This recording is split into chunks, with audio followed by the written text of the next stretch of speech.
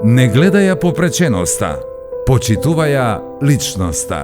Најчестите бариери со кои се соочуваат лицата со попреченост се ставовите на луѓето кои се вкоренети во предрасудите и дезинформациите во однос на нивните можности, способности и права.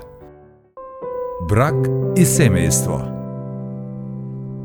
Јас сум лице кој што боледува од церебрална парализа од моето раѓање и церебралната парализа самата по себе донесе физичка попреченост и јас за да можам самостојно да се движам користам ортопедско помагало одалка. Тоа го користам кога се движам надвор, во домот не ми е потребна одалката. Со мојот сопруг се запознавме сосема случајно. Тогаш бев на студии по дефектологија, тоа беше далечната 98 година.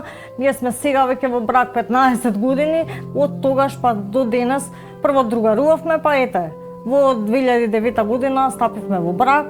Стереотипите кои што постојат во нашето општество по однос на тоа дали лицата со попреченост треба и можат да станат родители, тотално се погрешни. Значи лицата со попреченост не само што треба и можат да станат родители, тие се подеднакво исти родители како и сите останати родители. Се случи, нели, да станам мајка, се реализирав и како сопруга, пошто нели имам комплетно семејство со мојот сопруг заедно. Значи во текот на бременоста чувствуваш други стравови, нели, како и секоја, нели, како секоја мајка, дали се ќе биде во ред додека трае бременоста, дали се ќе биде во ред, дали ќе можам да ја завршам и таа мисија успешно до крај, дали ќе родам здраво, живо бебе. Тоа е првата загриженост, ама тоа е загриженост на сите мајки.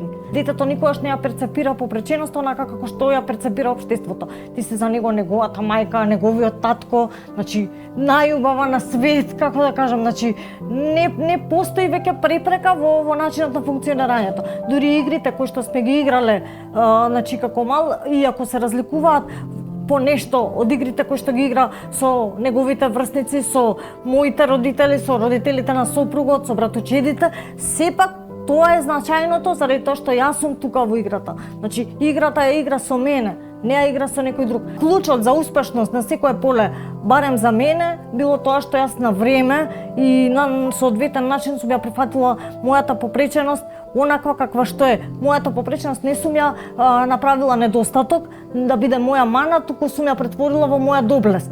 Долги години наназад сум поборник за правата на лицата со попреченост и од приватен и од професионален аспект, заради тоа што по вокација сум дипломиран дефектолог, значи и вработена сум во Фондот за здравствено осигурување на позицијата советник на генералните директори на Фондот за здравствено осигурување, баш за ортопедските помагала.